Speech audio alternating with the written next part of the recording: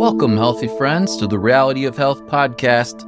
Today, we're going to get a little fun, maybe. I find this topic fun. So what you see here is crystals of salt. Oh no, another salt episode from someone on a video or audio channel. Yeah, but maybe this one will be more interesting. Follow me. Doesn't that look pretty cool, what you're seeing on your screen? Look at those crystals. Did you know that salt is a crystal? Eric, that is a dumb question. They're called salt crystals. Yeah, but have you ever really thought about it? Look at those. Have you ever seen anything like this? That's amazing. How about like this?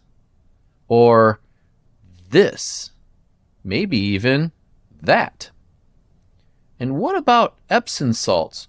Those are crazy what they can do. Look at this. They're green.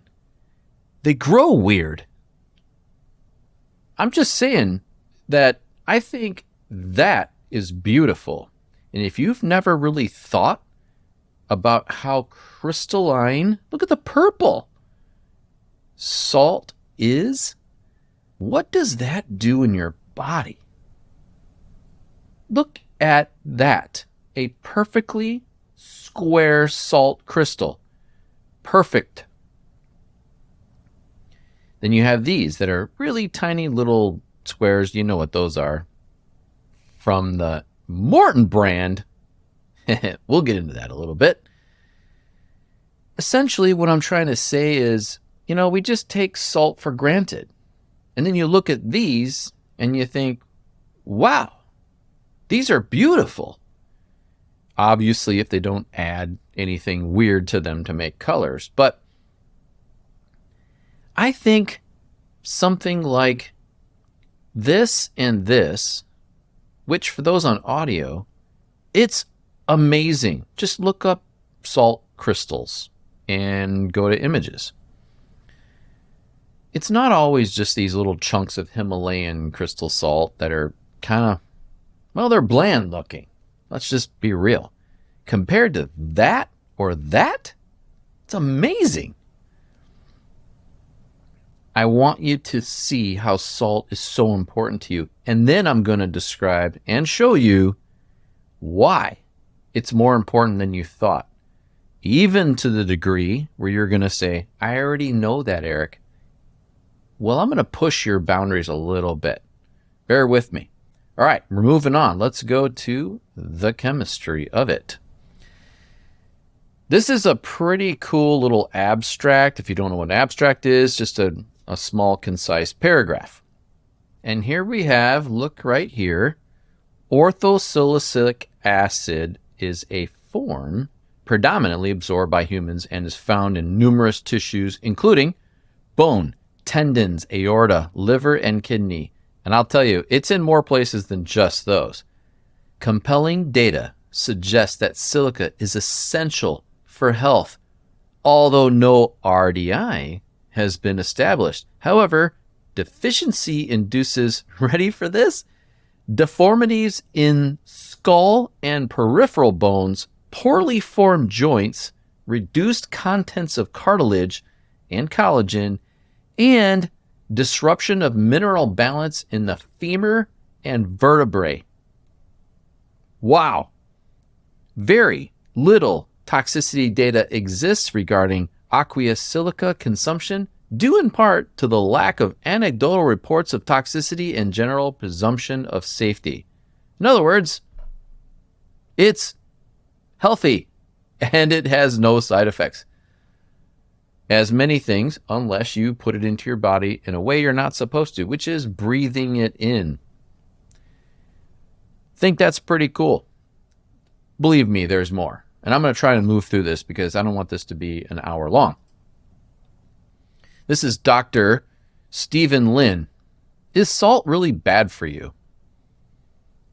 This small area right here that he talks about is awesome. And then we'll go into some other things. Salt has played a critical role in ancestral food preparation for thousands of years. Yet in the last few decades, salt has been made into somewhat of a villain, as it's been associated with hypertension and heart disease. You've heard this for years. You've actually heard it longer than that. Well, you'll hear.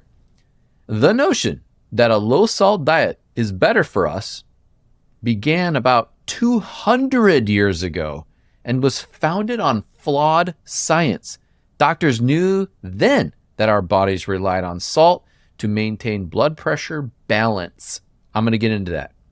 They believed that consuming too much salt contributed to high blood pressure and heart disease.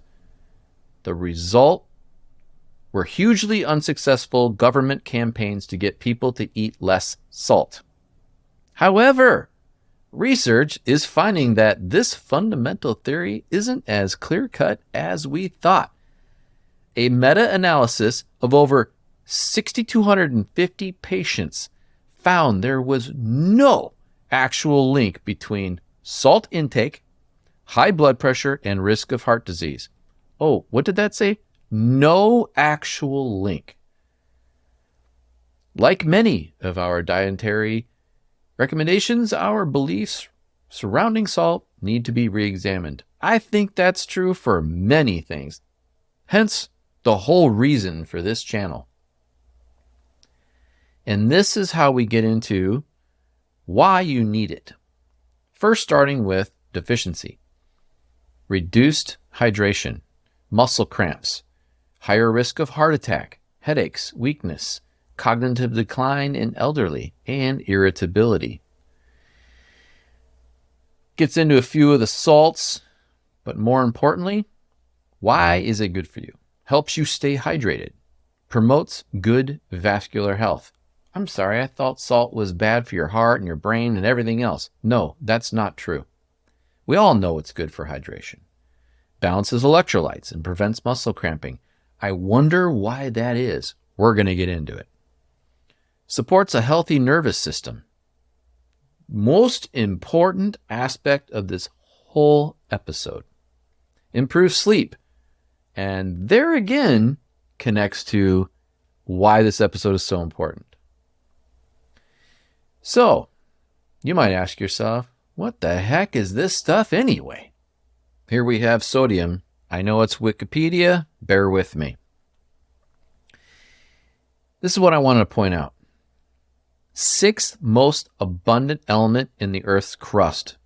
Exists in many different minerals. But watch this. Are you ready? It is a soft...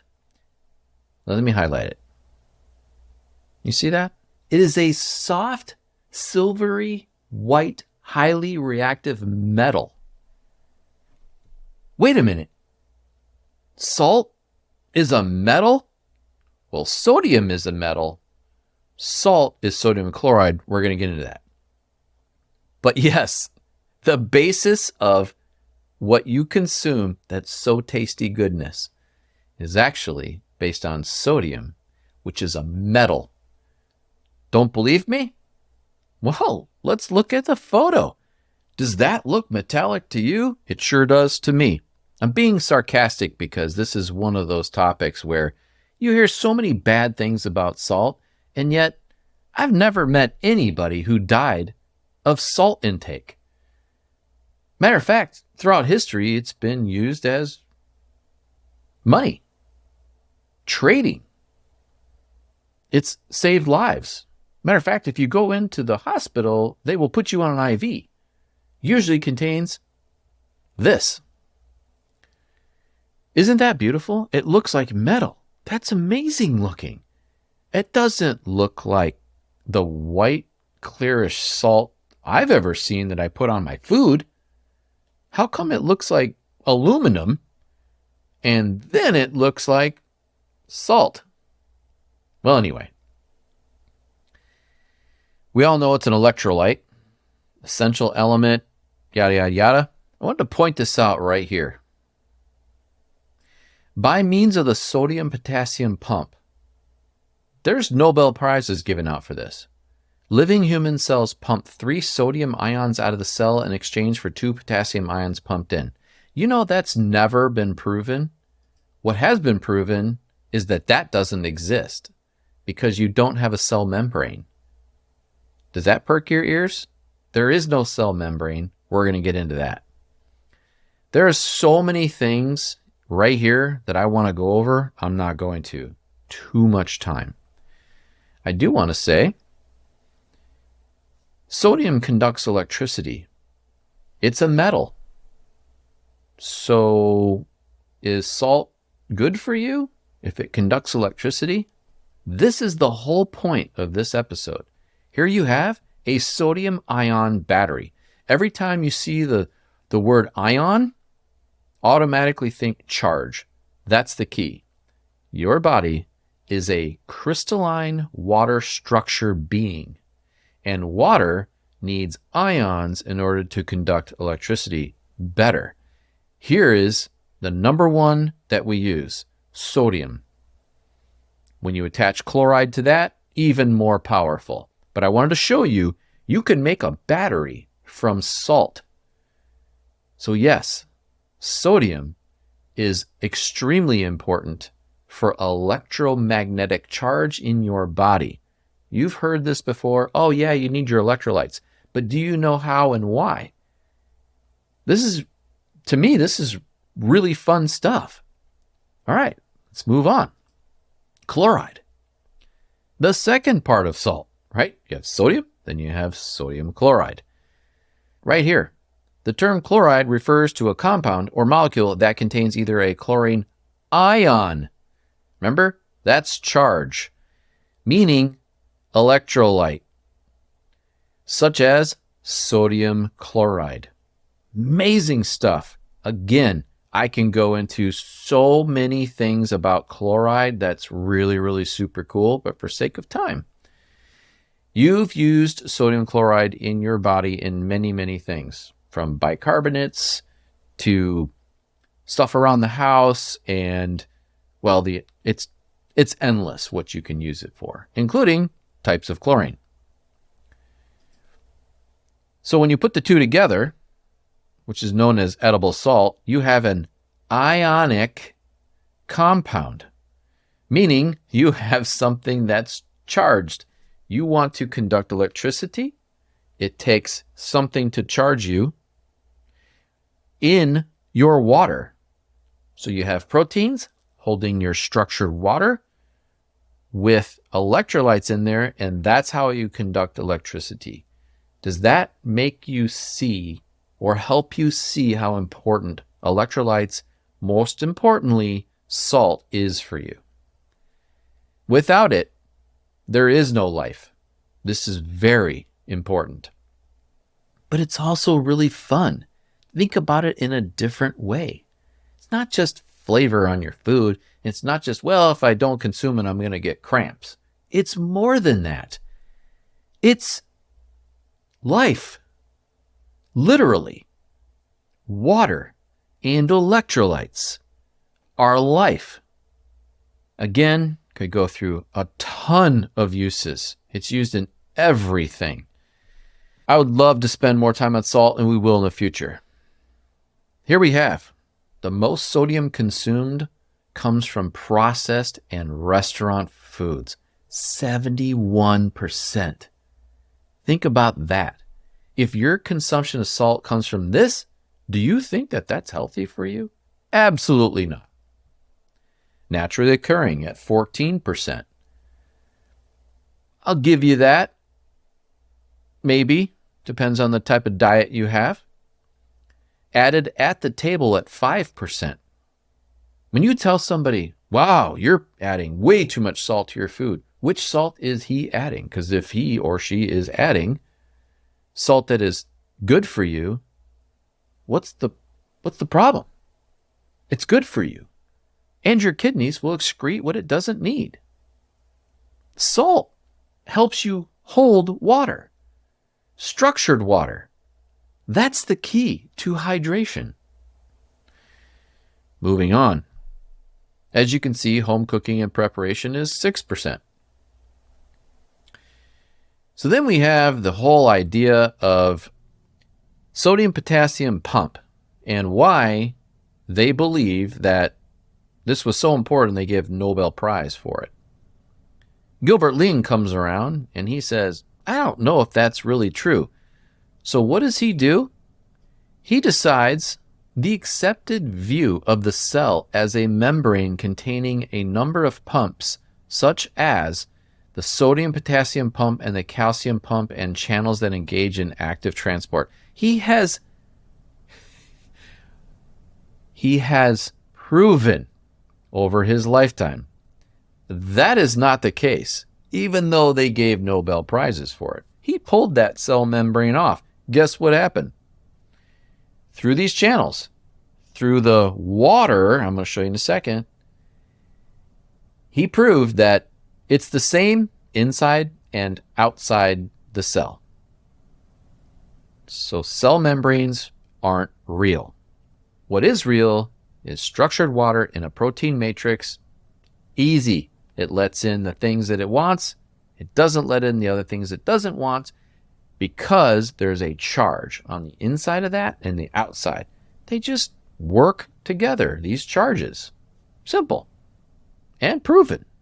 All right. This is an incredible situation. So he created what is known as the microelectrode.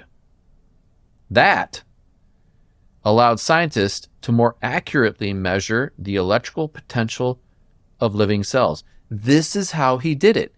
He found out that inside and outside the cell were exactly the same when he removed this membrane. Isn't that amazing?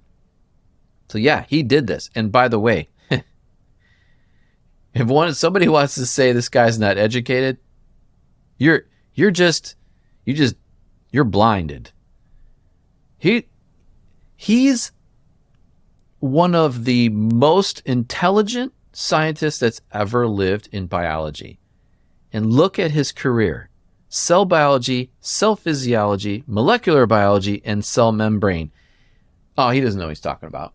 It's all made up. Okay, I'd rather listen to this guy.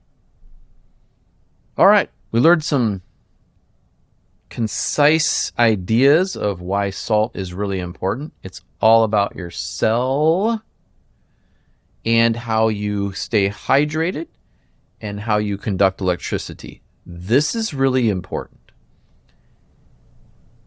So then you have to say to yourself, well, what salt do I consume? Oh, this is the most important thing. And by the way, if you like salt or you like cooking and you like food, I'm going to help you.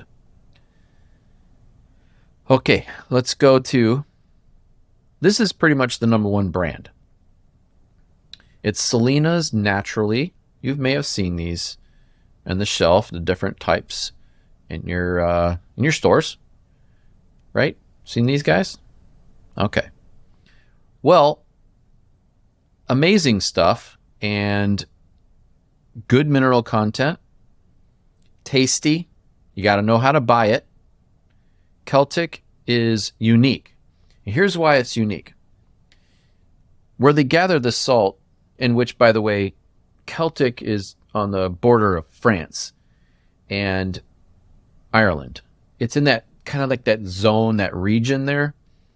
The bed of the ocean has a high clay content, which gives it this gray color. If you know anything about clay, it's highly charged.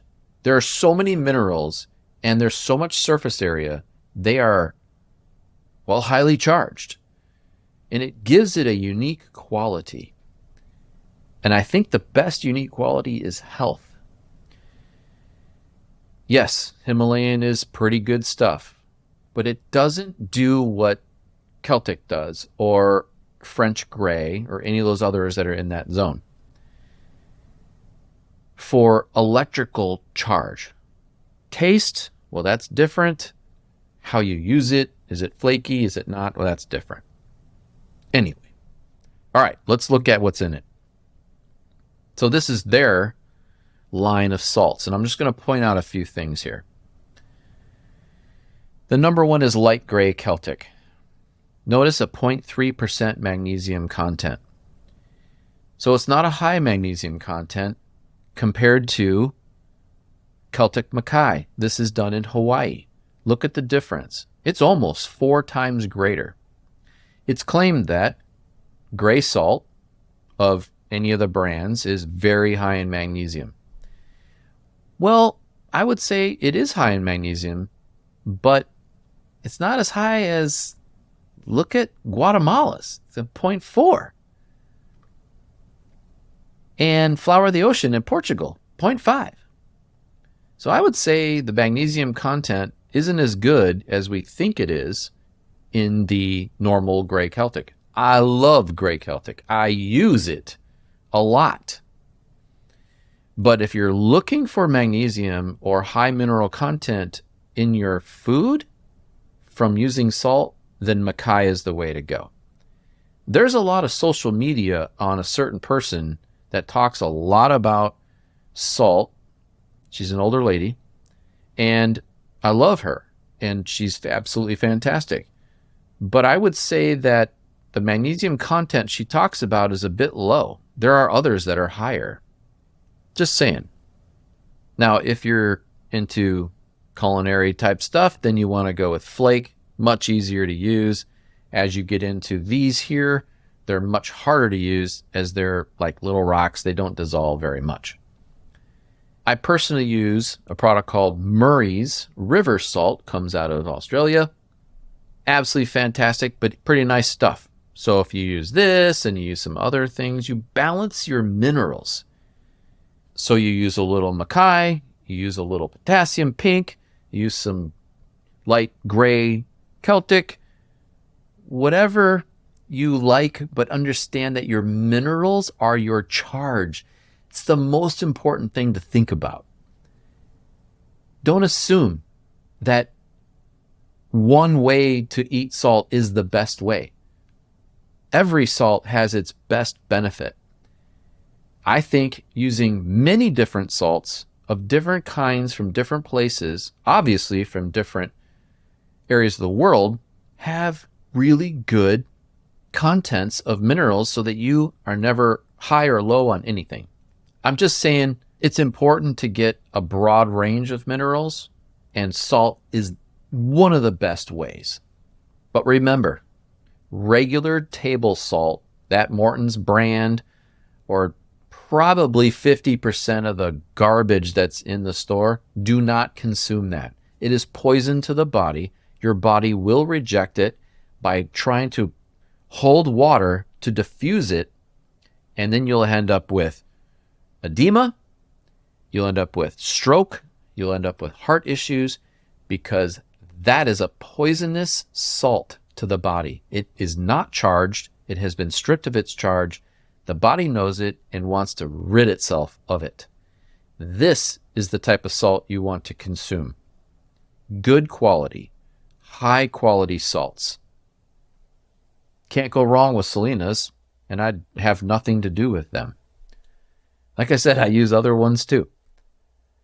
Well, maybe you see salt differently in your life. Know that it works for digestion. It works for fluid balances, pH levels in your body. It's electrically charged, and without it, your nervous system absolutely doesn't work at all. I think you should spend more time worrying about your salt intake than you ever have. And it's delicious. That's it for today. Thank you for listening. Let me know what you think. Comment. Take care of yourselves.